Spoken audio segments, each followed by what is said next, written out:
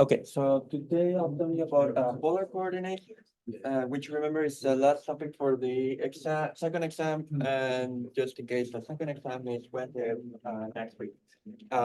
So for the recitation, as like of this week, it will be I just like added a bit more problems than usual, so don't worry about finishing all of them during recitation. Most likely you would not because I just combined, I put like a bunch of problems of polar coordinates and Cartesian double integrals since we don't have recitation next week and it's better for you just to have like a lot of more extra problems. So I'll post the solutions for those like at the end of the week. And like I'll also like send you like at the end of the week, like an announcement about extra office hours and things like that for next week as well. So let's talk about polar coordinates.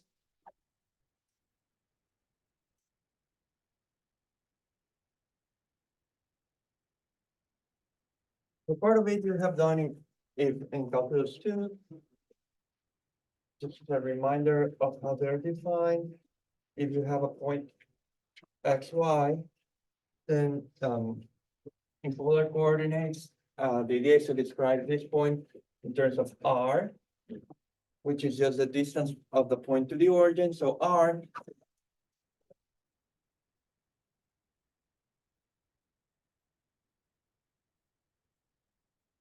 because r is a distance, you want to think about it as a distance.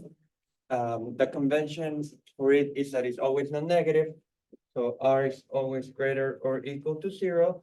And the formula for r in terms of x and y is like using the Pythagoras theorem, that's just like the square root of x squared plus y squared. Okay. Which gives you, if you square both sides of the equation, that r squared equals x squared plus y squared. And this is usually the form of the formula of this, like the version of this formula that's most useful. So in many problems involving polar coordinates, you'll see x squared plus y squared. And it's kind of like convenient to think about that immediately as giving r squared. Okay, so that's like an important thing. And the other variable that we have in polar coordinates is theta, right? And that's just the angle between, if you want to think about it, the position vector of the point and the x-axis. So theta is the angle between the point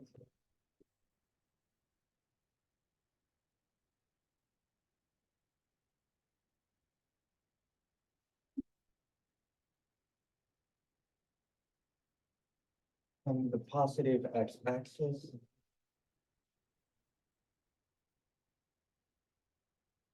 And okay, so there are two normal conventions for theta. The one we'll work with the most is just theta going from 0 to 2 pi. So this will be the most common for us. And another one that, again, less useful for our purposes, but like from time to time, like it's also nice to have theta. You can also go from negative pi to pi. So in practice, theta only needs to go from, the important thing is for theta to cover like 360 degrees, in terms of like values. So as long as like the interval that you take for theta is 2 pi radians or 360 degrees, doesn't really matter where you position it, but those tend to be like the most useful conventions. And also like just from the right triangle that you get in here, there's like a right triangle that you can make, and that also gives you like the formulas for x and y in terms of r and theta, which are useful as well. So x is r cosine of theta, and y is r sine of theta.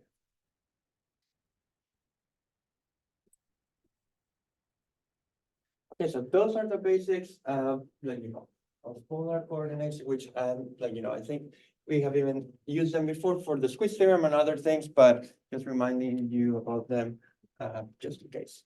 Okay.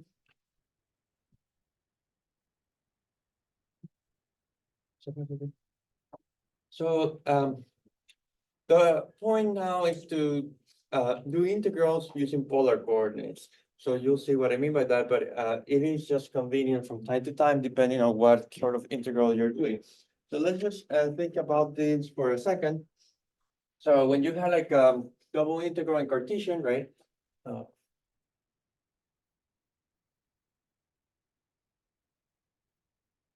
so if you remember like the double integrals, that the way we were writing them,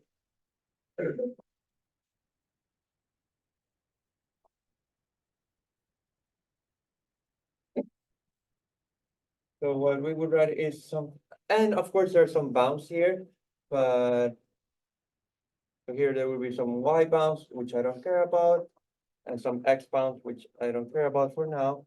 Or, like the two ways we were writing these things, depending on the order of integration, was the y dx, like the function times the y dx, or the function times the x dy. And so here, if you do it this way, there will be some x bounds and then some y bounds. Okay. So now the important thing to kind of like notice here, like in this formula, which I may have mentioned, but haven't used that for now for a lot, is that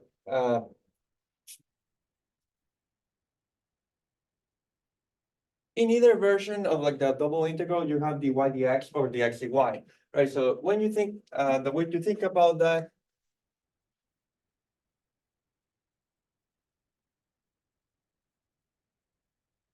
the way to think about dy dx dx dy is that when you break the plane, like using the horizontal vertical cuts, right? So for example, if you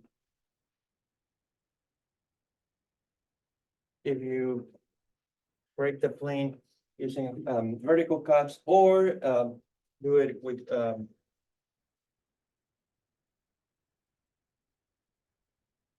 horizontal cuts, then you get like this sort of like grid, right? And the idea is that, maybe one of these pieces is like if you think of like the segment of one of these, the length of one of these segments being like dx, and the length of the other segment as being dy, right? Then you have like this mini rectangle, right? Which has area dA, dx times the y, right? So in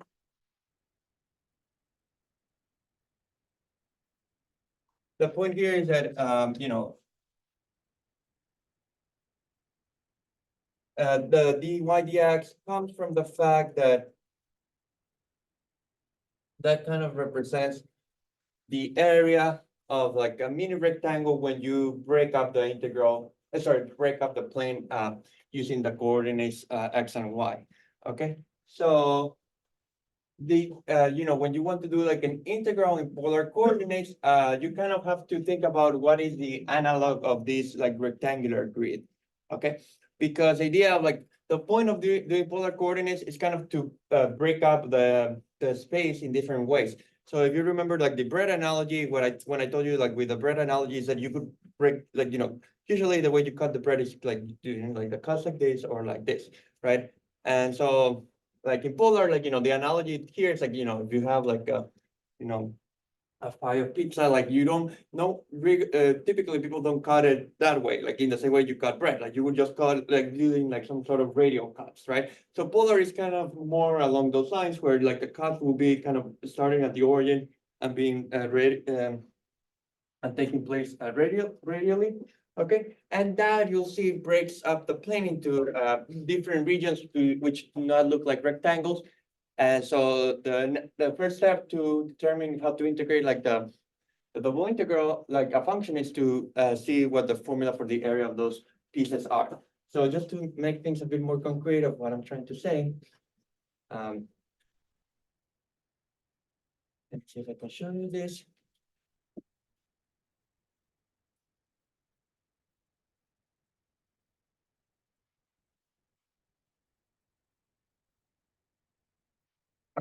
So just to quickly go over the this is a good animation because it just shows you a little bit of the things that I have been saying about the coordinates. So here you have like, you can control R and theta, so R equals 1. So what are all the points with R equal 1? That just means all the points like the distance 1 to the origin, and those like kind of like the unit circle. But okay, so if this is like what happens if you start increasing the radius. Okay, so when you start, okay, here in this animation, R can be take negative values, but for us, like R will always be the negative. The point is that when you vary R, right? When you vary R, you kind of get like the dot moving along a ray, which is what you see here. Okay, so one of the curves that you get here is kind of like rays starting at the origin. Okay, and the other one that you get is what happens when you vary the theta, right? So when you vary the theta, if you look at what the dot is doing, right? Now it's kind of moving on a circle. Okay, so essentially, if you start varying R and theta, what you end up getting is this picture, which is kind of like what you see in like the submarine movies, right? Like of the radar. So like you have like kind of like the origin here, and then you're breaking the plane using like these rays and these concentric circles, right? So the pieces of area, if you look at them, they're no longer rectangles. They're kind of like some sort of like circular sectors. So like this is like the pieces of area that you get in here. Okay. Does that make sense? So what's the most important thing to see about these pieces of area? Like, so the most important feature of them for us, actually, is like a better animation for that because it's kind of like isolates on one of those pieces. So like think about something like one of these pieces. So we're trying to find like a formula for the area of that. Okay. So the important thing here is that, let me vary like the R first. Like, so I'm going to start varying the R. So the important thing here to realize is that when you say there R is 1.2, so it looks like this. And if you increase the R, right, the area does not remain the same. In fact, what you'll see happens is that like when the further you are away from the origin, the bigger these chunks of area become. Okay, so that's different from, sorry, just to show you this, like, again, this is different from the rectangular grid, because in the rectangular grid, kind of like every rectangle is supposed to have the same size, right? My point here is that in this, polar grid, I guess we could call it like that, or in this radial cuts, which is kind of maybe more clear again here, the area of this piece is not the same as the area of this piece, not the same as the area of this piece, not the same as the area of this piece. So in fact, what happens is like you'll see happens is like the formula for dA is proportional to the radius, to R. Okay. And the other thing that does happen is that it's kind of symmetric, meaning that if you take one of these pieces and you just move it in theta, then like that it does have like the same area. So it's like if you rotate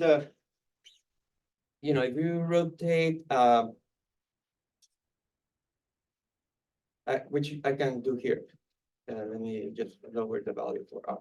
So if you rotate if you change the value of theta, right? If you just rotate this piece of area, that does remain the same.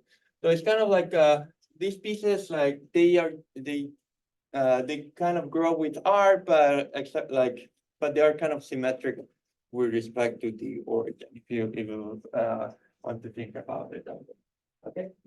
So our goal is to just kind of find like a formula for that, if that makes sense. Okay. And once we have a formula for that, then we can do like the integrals of polar without issues. But my point is that we just have to find like a replacement of dy dx for the area, and it's written in polar coordinates. Is that making sense? So let me draw that for you on the board, and I'll kind of do like a very exaggerated picture, but just to like convey the point of what's going to happen. So So like, I'm going to give you like kind of like a somewhat of an argument. You can kind of make it more precise, but it's just for you to have like an idea of how this is supposed to work. Do not consume too much of our time. So my point is that here we have this like polar grid or uh, polar grid or cups. How do they look? So now the way they look is you draw some rays.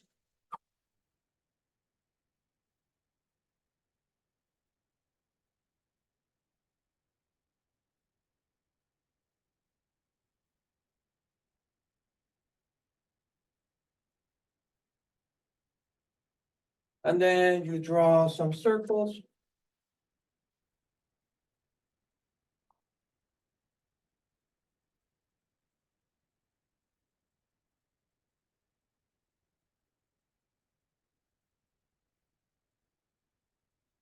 Okay.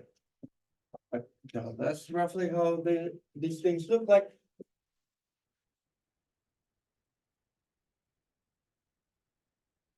And then the idea, for example, like one way to think about what I'm about to do is to say, okay, let's just put, like, I want to kind of like find a formula for one of these pieces, right? So what I'll do, like, as a bit of an approximation, which is a bit rough, but, you know, just imagine like making let me, I think it's always easier to draw it like this.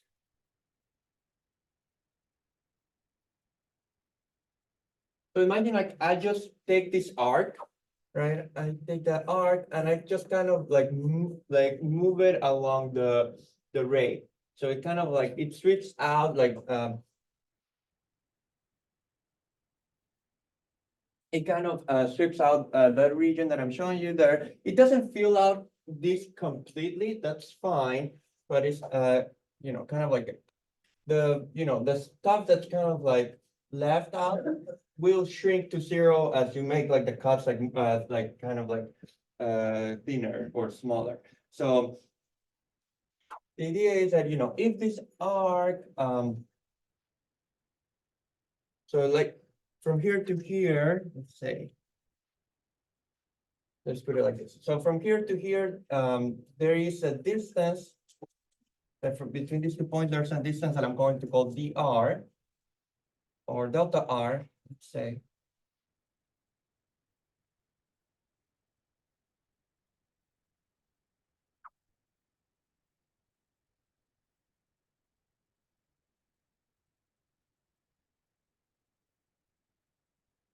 Um, and I don't know if you remember, maybe I'll put the formula first here.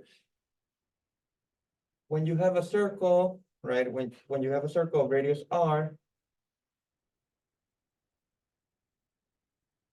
if there's like an angle theta um, between these two rays, there's like a formula for the length of this arc of the circle.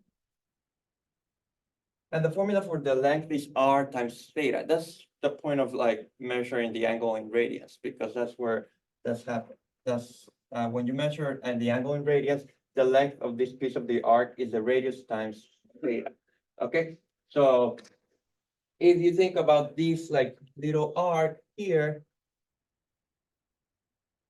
as being the theta, then the length of this arc is kind of like r times theta, where r is kind of like the distance of this to the origin. So you get here r times theta, but theta is what I'm calling d theta. Okay. Let me write it this way.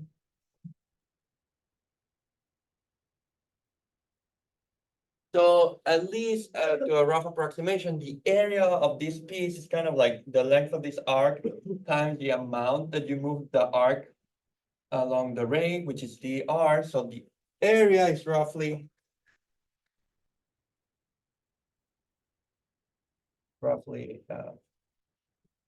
dr times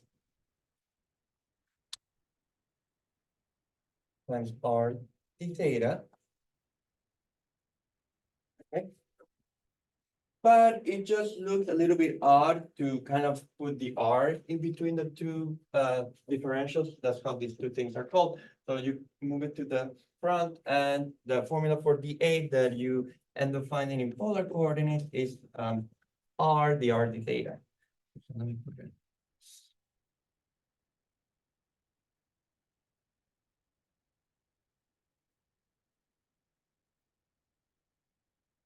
So the most important thing that I have said so far is like, by analogy, like, maybe by analogy, you could have expected like that the area would have looked like dr d theta, right, without the R factor. But what I'm saying is that if you do like things carefully, what you realize is that you have to multiply things by R to get the correct formula for the area, which makes sense because this means that as R increases, right, as R increases, the formula for one of these pieces of area increases as well, which kind of matches what I'm showing you in the figure, that the further away you are from the origin, the bigger these chunks are. Okay.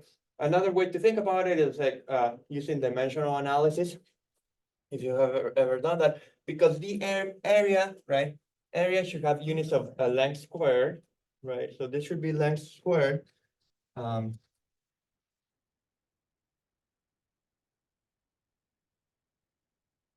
But then what is the length of, what are the units of the R? The units of the R are units of length because R is like distance, radius.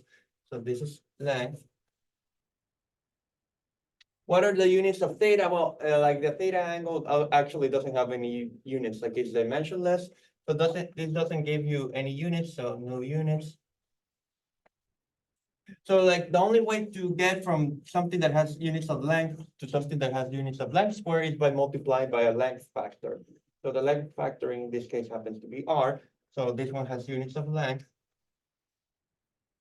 So this is your length times length, which is length square, and then is length square. So like the units match up after you multiply by R as well. So that's another way to see that, like, something would have been missing if you had like forgotten this factor and just write the R z theta. So my point is that I'll write this down in a moment. But when we do like an integral in polar coordinates, the idea is that instead of like writing something like the y dx, you will write R d theta, and that's the idea. Yeah. What exactly does like d theta represent? In this picture, the theta is just the angle between two of these rays. So like, there are two rays here, and there's like an angle subtended by the rays. So the theta is kind of like one of these, like represents one of these angles. So like the theta, and like that's why it's kind of a bit better like to do it on the circle,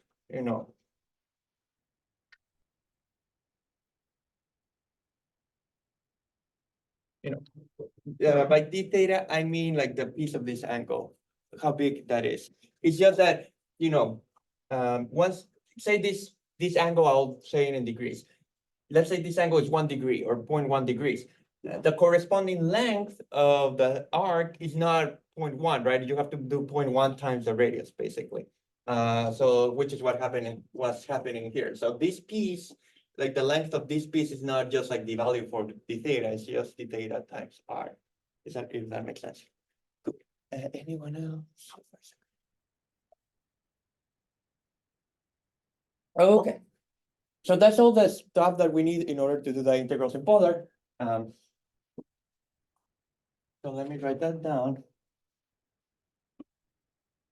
By the way, another thing that you'll see is like when you're working with Cartesian coordinates, what I did was a lot of examples where I would write the bounds in either order of integration. In polar coordinates, you can also do that, but here, like, there's kind of like a bit of an asymmetry because R and theta are very different coordinates. So like the usual, like the most convenient thing in polar coordinates is to always integrate first with respect to R and then theta. So those will be the only types of problems we'll do like in this order of integration. So like, yes, you can kind of like do the integrals in both orders, but it is very confusing to integrate first with respect to theta and then R for most examples. So let me just write you like the main rule. So how to do an integral. How to integrate a function.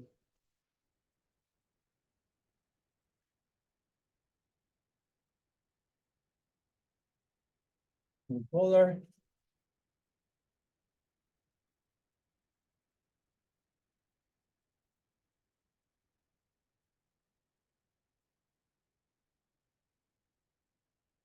So first, like the picture, let's say you have like the region of integration, color yellow. So in polar coordinates, instead of like using like vertical or horizontal slices, what you will do what you will do is draw rays. So I'll draw like a bunch of rays.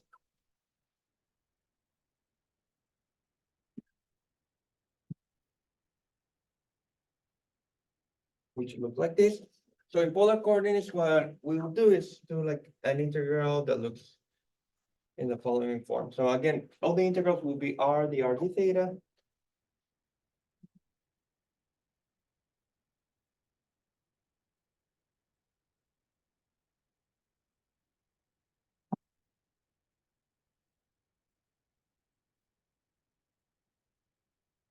So here, f is the function, but written in terms of r and theta. So this will be the function in terms of r and theta.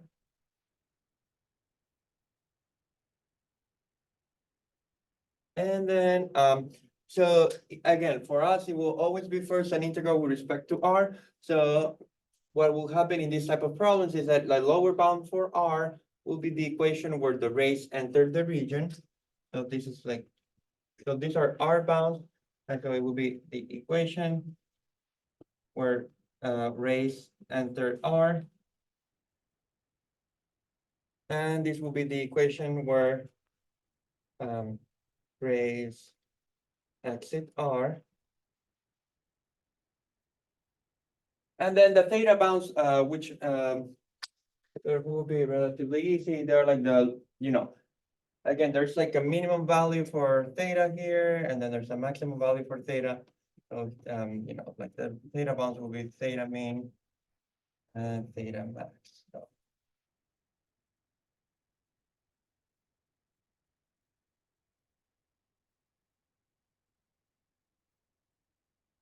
So usually in most problems, like, if the region is like the theta, like will go either from 0 to 2 pi or 0 to pi over 2 if it's in the first quadrant, depending on the region.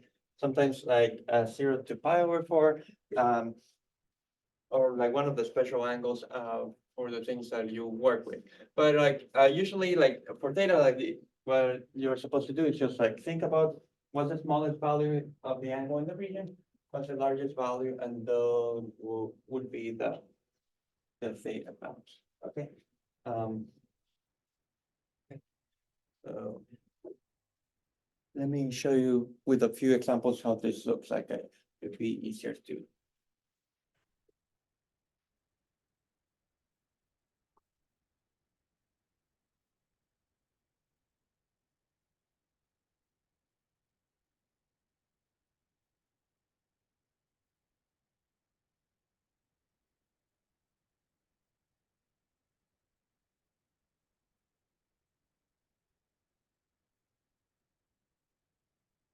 Use polar.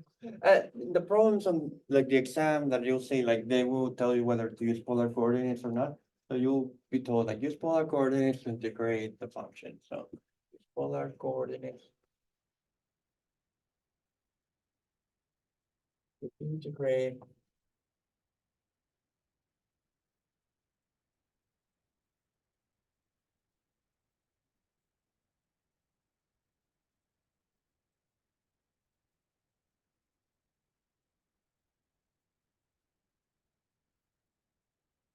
And R is the region in the first quadrant between the circles.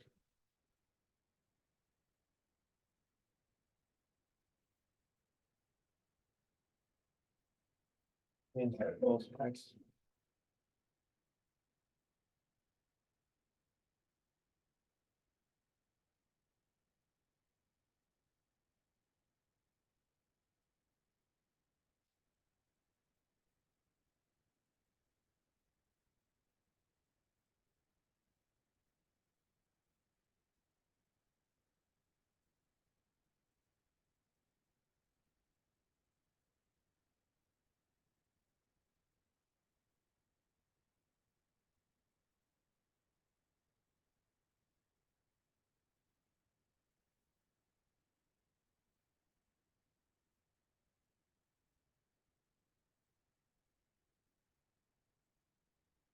So let's see, let me draw this for you.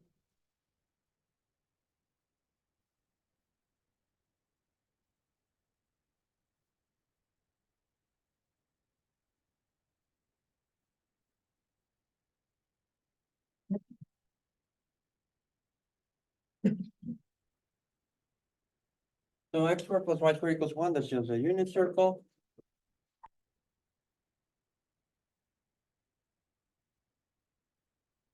It is convenient to rewrite it in polar coordinates from the beginning, so x squared plus y squared, I told you, that becomes r squared, right, equals 1. And then, that's already easy to solve. You take the square root. Usually you would take plus minus, but in polar, we only care about the positive solution. So the equation of the unit circle in polar is just r equals 1. Okay, so in polar, which probably you did in calc 2, like the unit circle just looks like r equals 1. And then the other circle is x squared plus y squared equals 9. So let's draw something like this.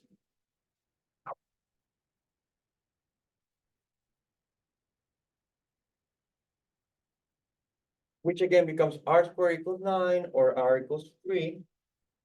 So the two bounds for like the two equations for the circle are r equals 1, r equals 3, and the region of integration is the stuff between the two circles. So it's going, the region R refers to kind of this quarter of an annulus. So this is going to be the region R. In fact, I'll color it this way. You see why, but let's put it.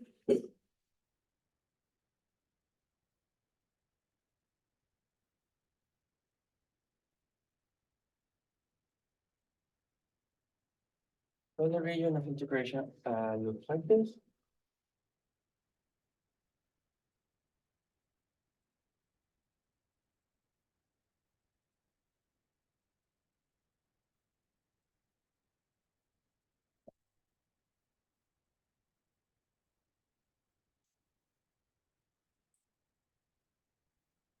Is that making sense? Like what the region is, everything else. So the important thing, like, well, anyways, you're being told to use polar, but like one of the things to realize is that if you had tried to do this in Cartesian, if you do this like vertically, then eventually you have to break the region into two pieces because there are like places where like the arrows would go from the pink circle to the green circle, and other times where it would go from the interval to the green circle. And likewise happens like horizontally. If you break this horizontally, sometimes it goes from pink to green, and other times it goes from this segment to green. So there's no way to do this in Cartesian without at least doing two integrals, right? And that's one of the reasons why you would like to break this up in, why you would like to do this in polar so that you don't have to break it up. And then once you have the picture, like the idea is first rewrite the function in terms of polar. So the function was x times y, but x becomes r cosine of theta in polar coordinates, and y becomes r sine of theta in polar coordinates. So really like the function looks like r squared cosine of theta sine of theta. Okay, so that is like the function in polar. So that's the first step. And then the integration, so how does that go? So you put the function inside the integral because that's what usually we do. And then the important thing is that you instead of putting dr d theta,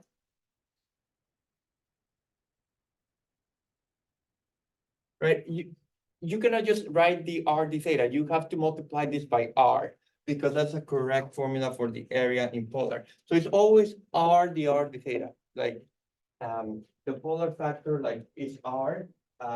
Next time on Wednesday we'll talk about this more generally, and this is what's called the Jacobian. Once we get there, but the important thing is that there's always like this rescaling factor that's needed in polar to make the formula for the area come out correctly. So the what you're actually going to be integrating in polar is like the original function times r. So like the function kind of gets modified by a factor of r if you want to think about it that way. Okay, and after that, then you have to put the r bounds. So how do you determine the r bounds? Like what you draw are a bunch of rays, like the ones that you see here. Oops, let's draw some more. So you have to like put, okay, so you have now all these rays and they enter the region somewhere. If you look at this equation or the picture, they are entering the region through the unit circle. Right, so they're entering the region through the unit circle, which is r equals 1. So the lower bound for r is 1.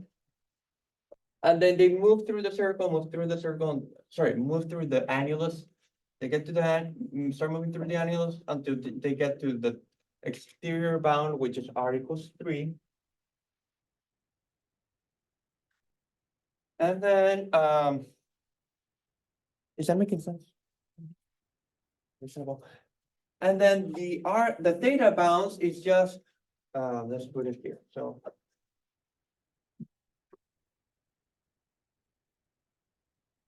the theta bounds is just what is the smallest value of theta in this region. So the theta starts along the x-axis. So let's draw the x-axis here. Oh, here's the name for the x-axis. So theta starts at the x-axis and you move it, you increase theta, theta, theta until you get to the y-axis. So theta goes from 0 to pi over 2 in this picture.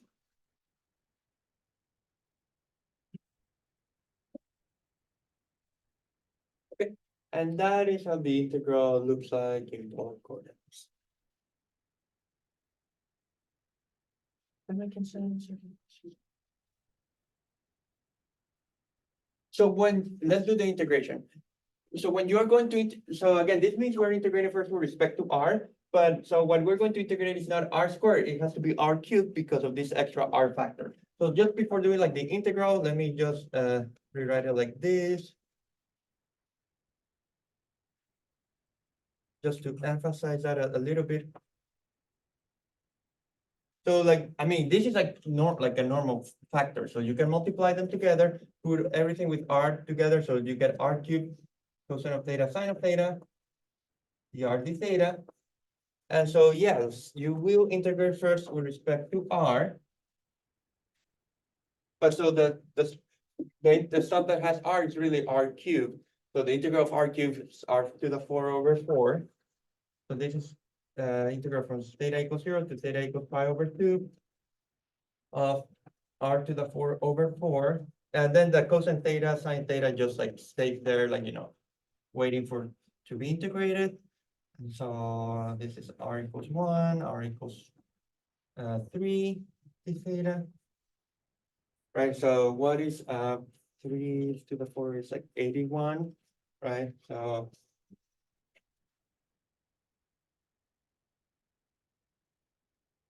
you get 81 minus 1 over 4 times cosine of theta sine of theta d theta. And then, okay, this is just 20. And then, cosine of theta sine of theta. So like you get, how do you integrate this? You make like a u sub if you forgot about it. So you can make u equals sine of theta.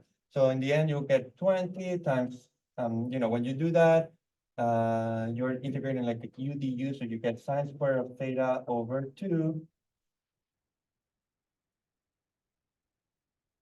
And that's just set.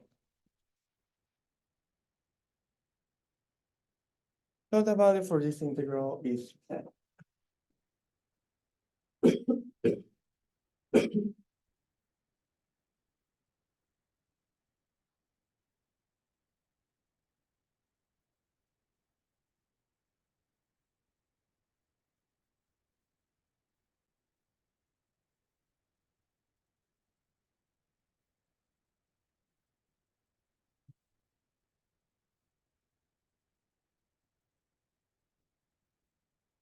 Not making sense?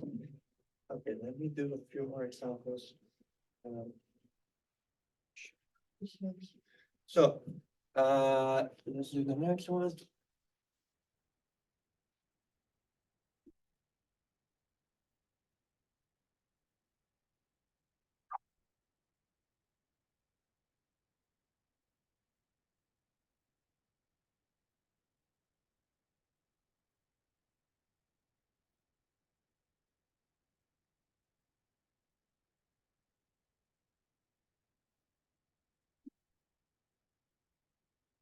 Uh, you want to integrate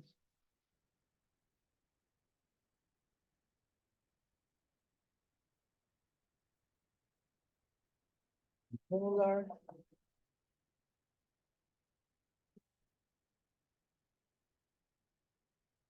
Where R is the region inside the triangle.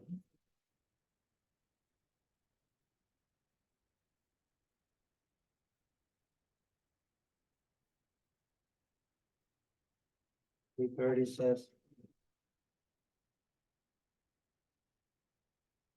0, 0, 0, what, sorry, 1, 6, 1, 0, and then 1.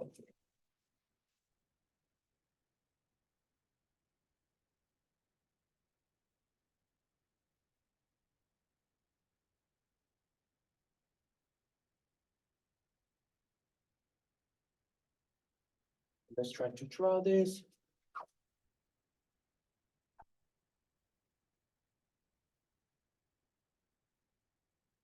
So I got the triangle, the vertices are 0, 0, 1, 0, 1, 3.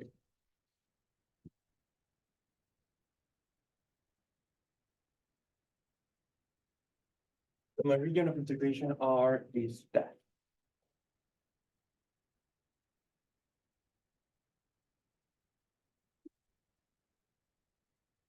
Okay. So before setting out the bounds, it's just useful to rewrite the function. The thing about rewriting the function is that that's completely algebraic, so you know, just for doing that, you just have to remember the change of variables. So f, which is 1 over root of x squared plus y squared. Remember, x squared plus y squared becomes r squared in polar. So it's 1 over root of r squared. And again, in polar, you only care about everything being positive. Therefore, when it comes to r, or non-negative at least, f in polar just looks like 1 over r. Okay.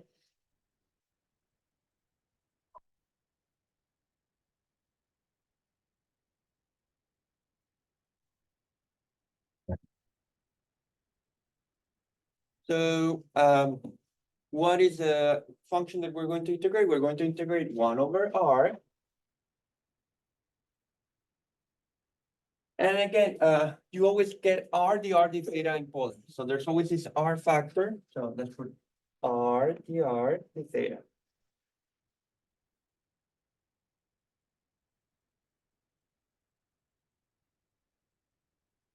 And then the next step will be to determine the bounds for r and then the bounds for theta.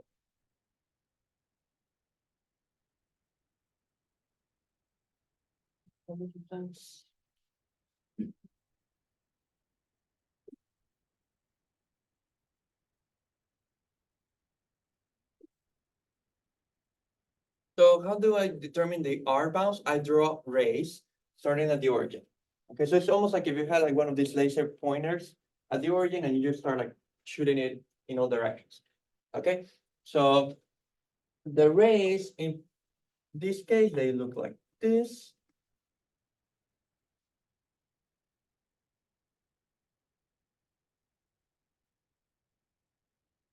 So what's the first thing we can say? Again, this is where the rays enter the region first, right? The thing is like the region already contains the origin, right? So all the rays by default, they emanate from the origin. So in this case, like the rays start at r equals 0, right? Like this is just saying that the rays started at the origin and the origin is part of the region. So the lower bound for r in this case is 0. Oops. Let's see if this is happening. Let's see if I can. So the rays started at the origin. And then the next step is a little bit more tricky. So the rays are moving through the triangle, right there. They move, they move, they move, they move, and they are all going to exit through this equation, right? So that's the last thing that the rays see on this triangle. This is well, the vertical side of the triangle. So let's color it in with a let's use a different color. So the exit is through this side of the triangle. But what is the equation for this side in polar? What is correct. So good. So this, like, let's just start with the easy part. So in Cartesian, this is just x equals 1, right? That's like the equation of this side in Cartesian. So it's x equals 1, right? But what is x? X is r cosine of theta, right? So it becomes r cosine of theta equals 1.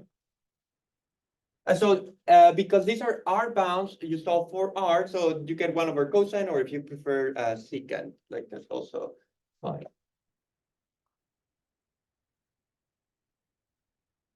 Which is secant of theta. So you don't need to rewrite it in terms of secant, but it's fine.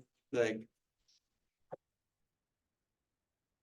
I'll put it as secant just to emphasize that. But like the point is that this is not, which can be a bit confusing. That's like something you could have thought. This is not r equals 1. Like the upper bound is not r equals 1 because these points are not all at the same distance from the origin, right? These points are closer than these ones actually. So if it r equals 1 really would have corresponded to the piece like an r, like a part of the circle, of the unit circle, and that segment is not part of the a unit circle. Is that making sense? So when it comes to lines, that is something you have to be aware of, that the equation in polar for lines, like, you do have to first find the equation in Cartesian and then transform that into polar, okay? And then the theta bounds, okay, let's think about the theta bounds. So the rays start at the x-axis, so that's theta equals 0. And then they increase until the last angle, the maximum angle. The maximum angle occurs along the hypotenuse. Okay, so we have to think about what's the equation of the hypotenuse in polar. So let's think about it. So first, again, that's the easiest way to determine the angle. So what is the equation of this hypotenuse in polar? That's y equals 3x, because you have 2 points and, like, you can find the slope easily. Okay, that's in polar, sorry, that's in Cartesian. Then you switch it to polar, so that gives you r sine of theta equals 3r cosine of theta. Okay, the r factor is everywhere, so you can get rid of it. So you get the tangent of theta equals 3. Okay, and then you have to think about I was going to use that's fine. You have to think about, there's no special angle here, so if you want, let's just put 1 so that it gives you some. Or what is a tangent that, let's put like something that's kind of nice where like you would know like this, if I wanted like the angle to be pi over 6, right? So what is, you have here 1/2 and then root of 3 over 2, right? So the tangent of pi over 6 is like root of 3, right? Or no, it's 1 over root of 3, if I'm not mistaken. So let's say that this angle, this point had been like 3. Just so that it comes as a special angle, like just to make it nicer. So if you put this here,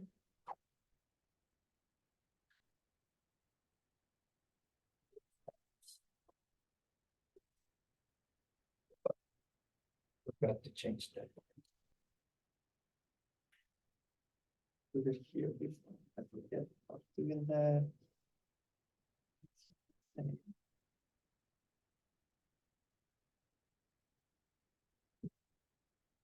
So it's basically the same that I had here, but it's just you end up with 1 over root of 3.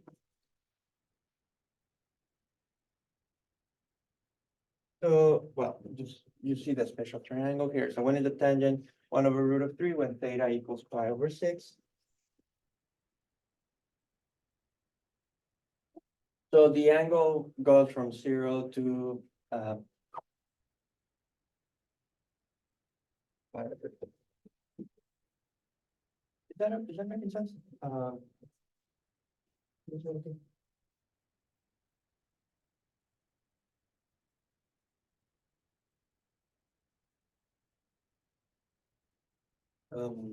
Okay, and then, again, similar to the case of Cartesian coordinates, really setting up the bounds, putting everything in place together is the most important part. Like usually, like the integrals are easier to do. The first thing to observe here is that to do this integral, the r's the r's cancel out. So you're just really integrating 0 to pi over 6. The r equals 0 to r equals secant of theta. dr d theta. Okay, so this one is like an easy integral to do. Let me erase that.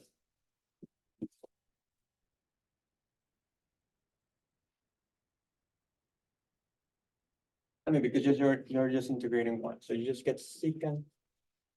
You just end up integrating secant of theta. And I suppose I wouldn't necessarily expect you to remember what the integral for secant is. So I'll probably, if something like this came up, I would just put it somewhere on the exam as a hint. And so that's just logarithm of secant plus tangent or something weird like that. So you put like ln of secant plus tangent, because that's what I would consider none of the. It's not super odd, but it's maybe not so obvious to memorize. Like you may have forgotten about it. So I would just give you like what this is, like if needed. So you get like natural log of secant of pi over 6 plus tangent of pi over 6. Oh, tangent of pi over 6 we found there. Minus natural log of secant of 0 plus tangent of 0. So what is that? The natural log of secant of pi over 6 as 1 over cosine. 1 over cosine is 2, I guess. That's 2 plus 1 over root of 3 minus ln. Okay, secant of 0 was 1 over cosine of 0, so it's just 1. And tangent of 0, right, is 0. And ln of 1 is 0, so like the answer is just ln of 2 plus 1 over root of 3. Okay. That is what you would get.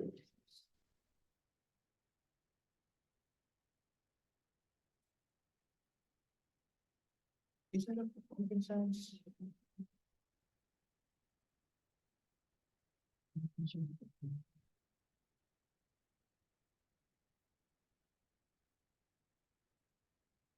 Can you explain why the lower bound of R is equal to 0? Oh, so the thing is that the bounds, like, so you draw the rays, right? The rays always start at the origin, right? In polar. It's just that in this case, like if you compare this region versus the previous one, the previous one was a stop between those two circles, right? So in that case, like that avoided the origin, right? Like the origin was not part of this annulus or donut, like it's kind of like a donut actually. Whereas here, like the origin belongs to the triangle, right? So in this case, all the rays are starting from a point that belongs to the region. So that's why, sorry, all the rays start at the origin, which always happens, but it just happens that in this case, the origin does belong to the region of integration. So that is why the R starts at 0. So in general, R starts like where like the first spot where the rays touch the region. It's just that the region already is touching where they all start. That's maybe a better way to say it. Is that making sense? So, oh, would you touch? Is it secant pi over 6, 2 over root 3? Uh, 2 over root 3. oh, sorry. Okay, I'm sure I can do something different. So yeah, because you're just inverting this one, right? Like, so it's like thank you. Yeah, it's right there. So. Okay, so you get, oh, that's even nicer. So you get 3 over, right? Which you can leave as that, like, you don't get, I mean, there's not really good ways to simplify that any further, but thanks for that. Anyone else?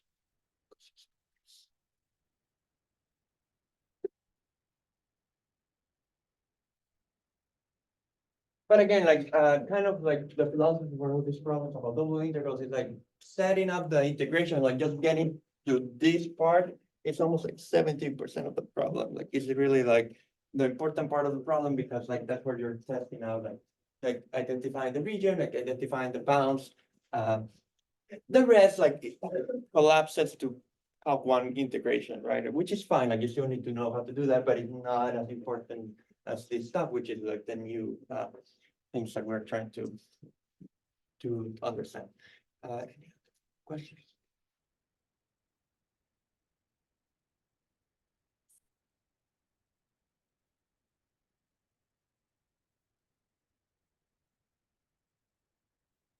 Okay, so now let me.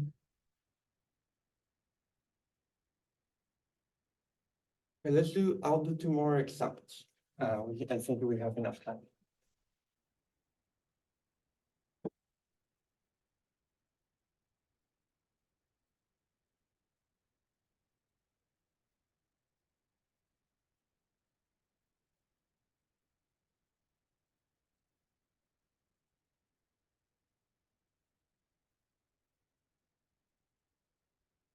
And this one, I'll just find the bounds, like set up the double integral. So I won't try to do it, just over some time.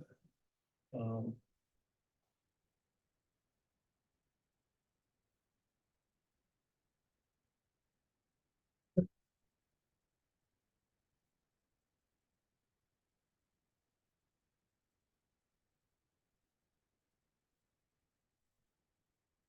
Polar.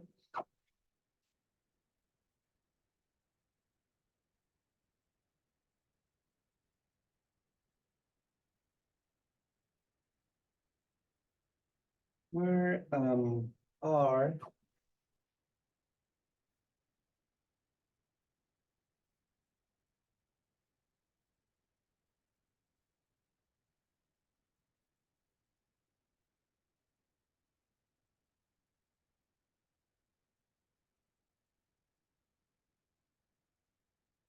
quadrant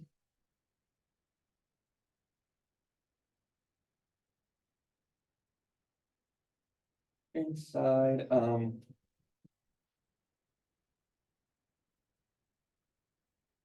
inside the circle?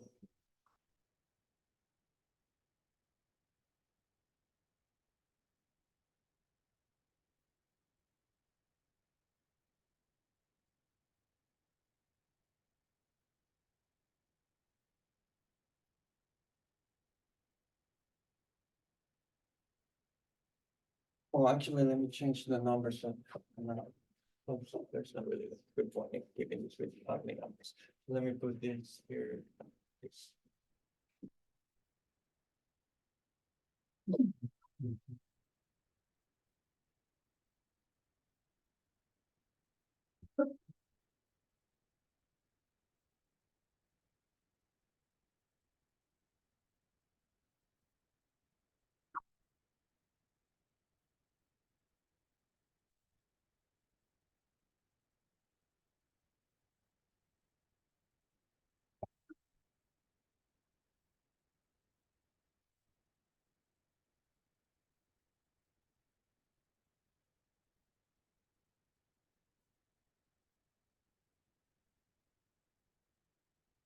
Okay, so let's um think about this problem.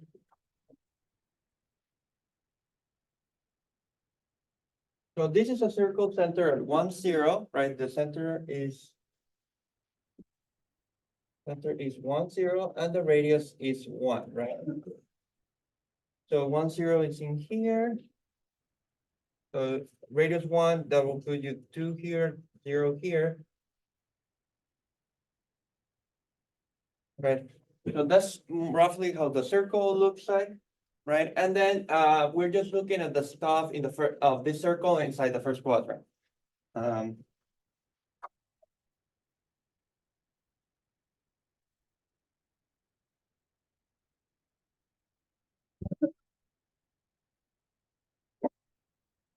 so that's what I'm coloring, and I'm coloring it using kind of like the rays, because the rays is what we're going to, use to find out the bouncing polar. So what is the function f? F is x plus y, which is just r cosine of theta plus r sine of theta. So this is r times cosine of theta plus sine of theta. So that's the function. And again, for this problem, I'm just setting it up. I don't want to do the integration, so we'll just like find the bounds and be done with that. So the function that we're going to integrate is r times cosine of theta plus sine of theta times r dr d theta.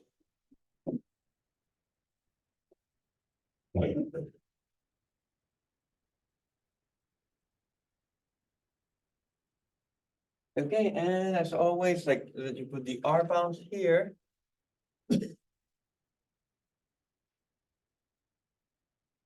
And then we're going to put the theta bounds in here.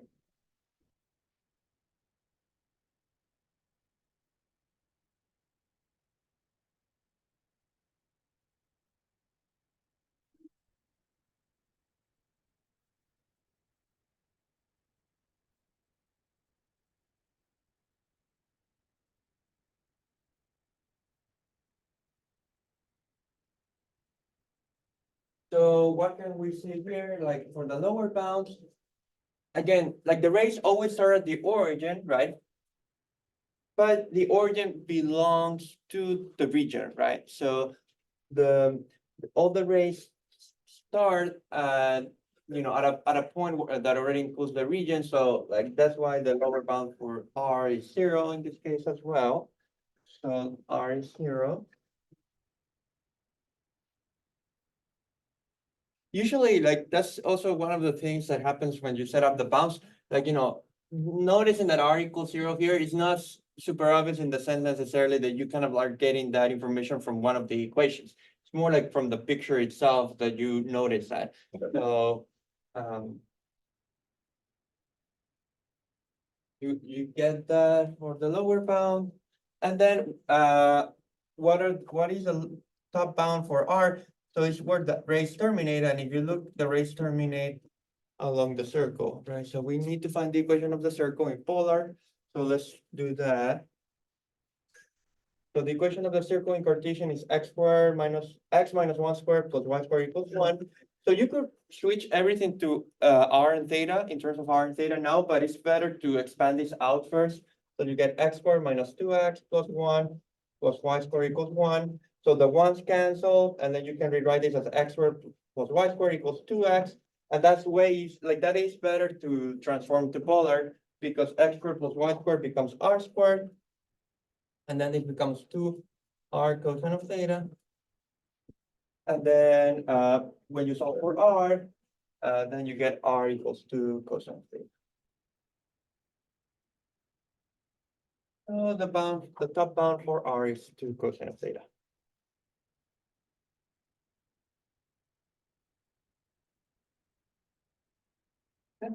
Yeah. Just double checking. So how come we can just divide away the r, the lower bound is 0? Oh, so that's Just like factor out, or can you just? right. You could like Pretty much.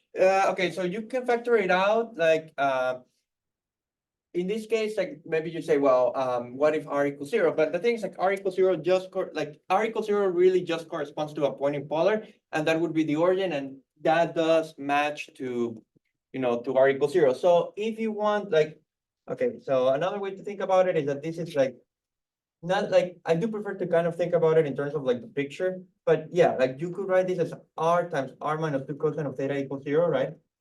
Which gives you r equals 0, which would be this lower bound, and r equals 2 cosine of theta, so in this case, it kind of works well. The thing is like with the triangle example that I did last time, like that it's not kind of it's still kind of better to always look at it from the picture's point of view, but yeah, like this case kind of like r equals 0 does come out for the equation of the circle.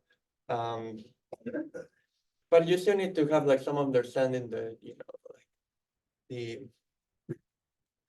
of what's going on. So but yeah, like so usually R equals 0 is not something that you have to worry about for, it's not like the Lagrange problems where the cases do matter. Because the interesting value for R is more or less positive. R equals 0 is just a point, which is the origin. No, but that's good. Any other questions here? Okay, and then what is theta? So theta starts at the x-axis, so it starts being 0, right? And then it grows in size. Okay, and then what's the top bound for theta? Like this one is a bit confusing. Someone said something.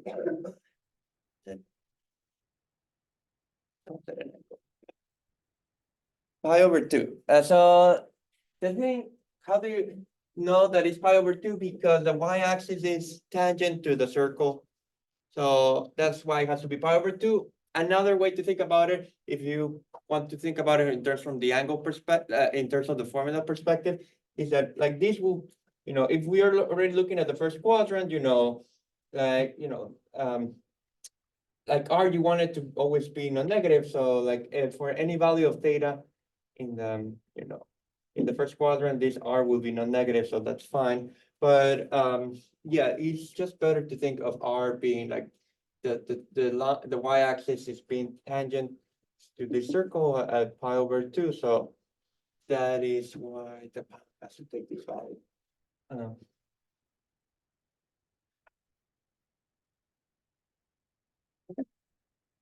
Not bad, not really bad. Or this circle. Is that making sense?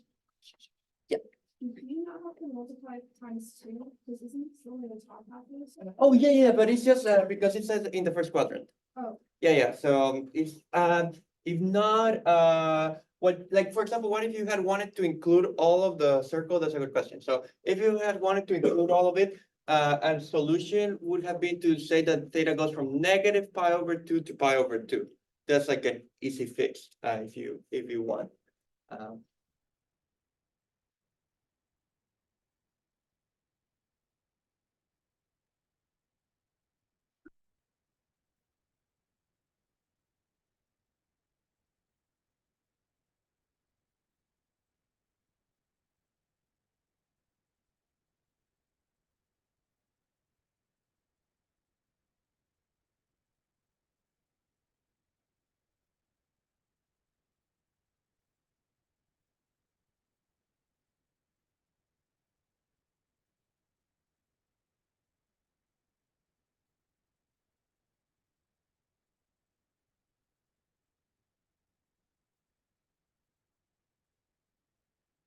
Is that making sense?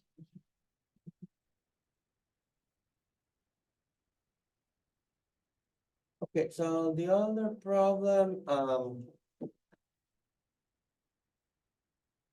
just to wrap this up quickly. It's more like interesting application to more like statistics and probability, which is like the value for this double integral that I told you about last time. So like here's like a quick application.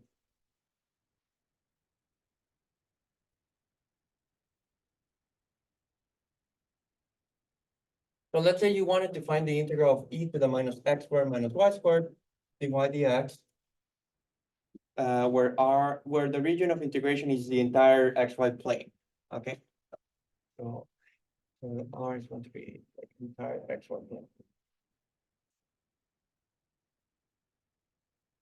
So in fact, like if you wanted, not that we're going to work out too much with improper, like this is the only example of improper integrals that I'll give you in the course. So like you would put it like, you can say that y goes from negative infinity to infinity and x from negative infinity to infinity because it's the entire plane. Okay. Is that fine? Now, the point is that to integrate this, like you're really stuck. If you try to do it in Cartesians there, because you would have to integrate this first with respect to y. Like a thing that you could do, like, you can rewrite this as e to the minus x squared times e to the minus y squared. But then, so if you wanted to integrate this with respect to y first, you have to find like an antiderivative for e to the minus y squared. And there's really no good antiderivative for that. in terms of like a closed formula. So like you're really stuck. There's no like doing the x y or the y dx doesn't matter. Like it won't help you because it's more or less the same expression in x and y. So this is really you're completely stuck in this problem if you try to do it in Cartesian, but like the solution in polar is almost like as u sub basically, because this is the same as e to the minus x squared plus y squared, right? dy dx.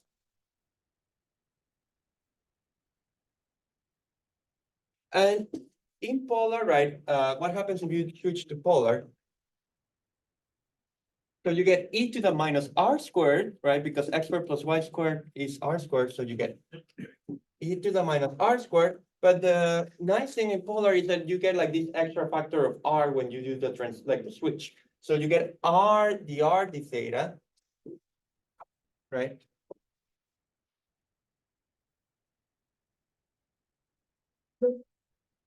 And you'll see, well, I'll do it in a moment, but once you integrating this with respect to r is super easy because it's like now it does work well with the u sub. So what are the r bounds? Well, it's the entire plane, so r should just go from 0 to infinity. Like that's not too bad. And what is like the theta bounds is the entire plane, so it's all the 4 quadrants. So theta just goes from 0 to 5. So that's not bad at all either.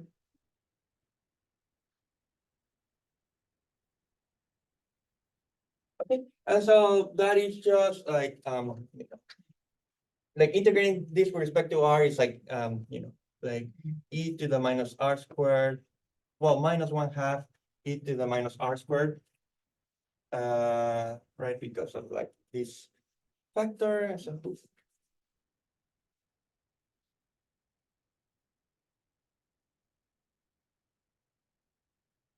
it's very that is this evaluating it at infinity, like it's like 1/, I mean, like the exponential at infinity is just 0. Because of the negative exponent. So that just gives you 0, and e to the 1, e to the 0 is 1. So you just get like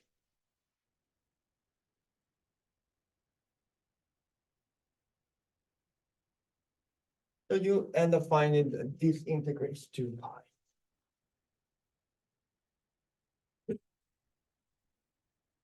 So that like again, we won't get into too much of the point of doing this. Like the idea is that what this kind of thing appears a lot in statistics because this represents like a normal distribution, kind of like this Gaussian, like bell-shaped curves, like you may have seen before if you ever take like this kind of statistics. Like what's kind of like interesting about this, which can be a bit surprising, is that if you just look at the integral from the Cartesian point of view, it involves exponentials, right?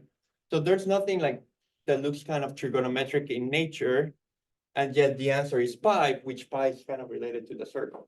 So it's kind of fun that like, pi does appear in this value of the integral. And that's not like a coincidence, and that's definitely something I won't get into, but if you look at these 3 blue, 1 brown videos, I recommend that you can see that the thing is like this distribution is kind of like rotationally symmetric. So that is why the pi shows up.